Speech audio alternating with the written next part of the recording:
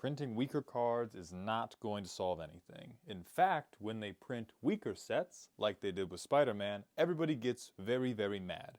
We're all mad about Spider-Man right now. Before that, we were mad about Aether Drift, and before that, we were mad at Murders at Karlov Manors. And I know just saying that is going to get some people riled up immediately, saying it's not about, I dropped that shit. It's not about the power, it's about the flavor. The flavor was bad. The story was rushed. They didn't make it interesting enough. And I think both things can be true.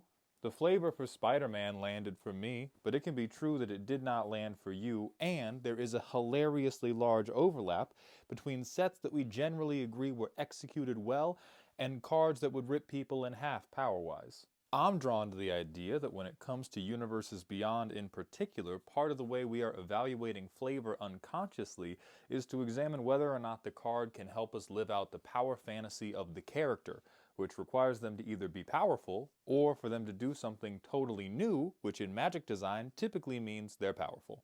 Universes Beyond is always going to get held to a different standard than the rest of Magic, and I think something most people don't want to admit is that part of that standard, albeit unconsciously, is that we expect the cards to be better.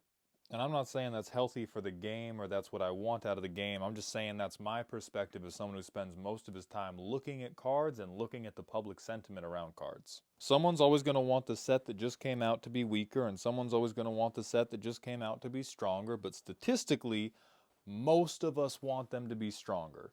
I think the only unifying complaint Magic players have, and the one I identify with most strongly, is that all of this stuff is way too goddamn expensive. But I think we all know that Hasbro is never going to let Wizards do a goddamn thing about that.